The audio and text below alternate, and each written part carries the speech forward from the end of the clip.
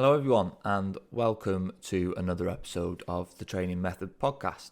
Today, I'm going to talk about the most common questions that I get asked as a personal trainer in the gym.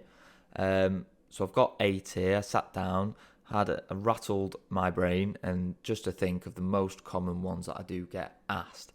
So I'm going to go through these, give a brief answer, and hopefully it might answer some questions that you might have too. So the first one, and this is the most common one by far, what exercise is best for losing belly fat? There isn't one. End of. Okay? No, I'm joking. When it comes to losing belly fat, you just need to be in a calorie deficit for a long enough time. Genetically, we tend to store our fat in certain places more than others. Men tend to put it around their belly and women around their hips. So the first place that we tend to put our fat usually is the last one to come off. So people tend to have stubborn belly fat because that's just where the body prefers to store it. So this just takes a little bit longer to come off. So make sure, however you put yourself in a calorie deficit, you stick at it long enough and it will come off. Okay, but if you see a YouTube video or an Instagram, Facebook video that says 3 best exercises for losing belly fat, don't click on it, don't watch it. It is a load of rubbish. We can't go in the gym, do loads of abs, and then our belly fat falls off. Unfortunately, that's not how it works. Number 2, how often should I be training? Okay, again, this is a pretty common one, but you want to train as much as you can, really, that is sustainable. Okay, a lot of people work really long shifts, so they're quite tired after work and they can't get in the gym before work. Maybe they're a new mum and obviously then they can't get to the gym as much as they'd like. So just do the best you can to fit your schedule. If you can only do 1 a week, that's fine. It's better than a lot of people are doing. If you can do 2, great. More than that, even better. Okay, just do as much as you can, and then you can split the work up, which I'll go over in a future question. Okay, that's going to be covered in a minute. Number 3, how soon will I see results? This sort of relates back to the last one, depending on how much you can train, but it depends also on what your goal is. If you're looking to improve strength, you might see improvements in strength within 2 or 3 weeks. Okay, you'll get this pretty quickly, and this is quite easy to track as well, as long as you are writing down what you did in that session. So then the next session you can make sure you're either increasing the reps or increasing the weight. Okay, that's our progressive overload that we need to make sure we have in our program. If your goal is to improve your body composition, improve how you look, this can be a bit harder to track. It fluctuates a lot throughout the day. In the morning, you might wake up pretty lean. Then before you go to bed, you're thinking, oh God, I've not progressed at all, because you've been eating all day. Okay, so don't get bogged down in looking in the mirror every day. Take a progress photo every 2 or 3 weeks and look back, and then hopefully you should be able to see some progress there. But this does take a little bit longer than a lot of the other measures. Okay, so what I'd advise is track your progress in the gym. Track your performance, so how much weight you're lifting, how many reps you can do at a certain thing, and this will help give you the motivation to keep coming back and keep training. Number 4, what's the best training split? So this relates back to question 2, how often should I be training? So the best training split for you depends on how often you can get in the gym. If you can only get in the gym 1, 2 or 3 times, I'd say just do full body sessions. Okay, so legs and upper body, get them in all in one session. If you can train in the gym 4 times a week, I'd say do upper lower. Then 5 or more, there's a bit more leeway to play with. I personally prefer the upper lower split, so I'd do upper lower, then a full body to finish. There's the bro split where you do shoulders one day, chest another, back another.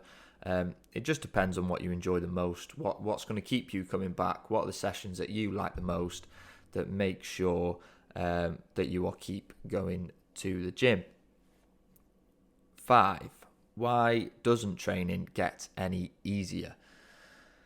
So as long as you're properly, progressively overloading, as long as you're tracking and making sure that in the next session, you're either increasing the reps or you're increasing the weight, your training should not feel any easier. So this relates back to our rate of perceived exertion. This is RPE, and this is what I put in my training programs for people.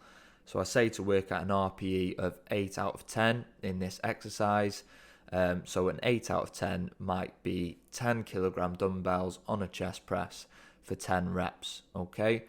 In a couple of weeks after that, that 10 kilograms may then feel like a 7 out of 10, so then we need to move it up to 12 kilogram dumbbells, and now it feels like an 8 out of 10 again. So as long as, if we're working strength, this is always going to be an 8 out of 10 or higher, so you're always going to be working in that realm where it is that difficult to do. As long as you are progressively overloading and you're not doing the same reps and the same weight week in, week out, you will feel like you're working just as hard as you did on week one. And that's a good thing. That's where you want to be, okay? You don't want to get it feeling too easy, because that means then you're not progressively overloading properly. Number 6, what's the best supplements to support my training? So there's not many that have been proven to have a real effect. The two I'd say to focus on is creatine, number 1. So this has been proven over and over again to have a good effect on your resistance training. And number 2, just whey protein. So whey protein shakes or bars or however you like to have it. Having that straight after a resistance training session will help to boost your muscle protein synthesis even higher, meaning we will recover better and we'll be able to build more muscle and more strength, okay? It helps us just reach that protein target that we need to reach every day. Stick to those two and don't worry about the others. You know, people are having branched chain amino acids, beta-alanine and so on, but they're having them when maybe their sleep is rubbish and their diet is rubbish. So as long as you've got the basics in place, such as sleep and diet, then you can go on to have your whey protein and your creatine and so on, to help give you that extra little boost on top of the basics that you should be doing right.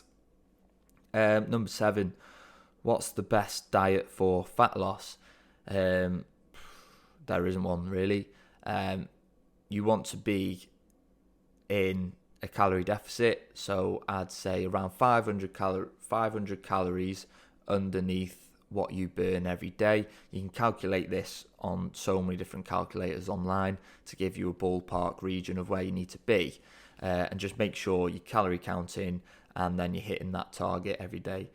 If you struggle to calorie count, try and do it for a week or two and then just get a general idea of how much you should be eating. Then it becomes a bit more intuitive. But when it comes to different sort of diets, you can do what works for you really. If intermittent fasting works for you, you know, skipping breakfast, then that's a good way to put you in a calorie deficit, and it works as long as you can keep it up week after week after week. If ketos worked for you and you can keep it up week after week after week till you reach your target, then go for it. No problem with that.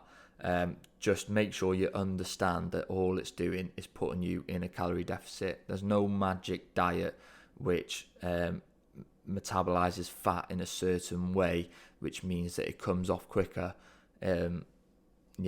Just a little rubbish really.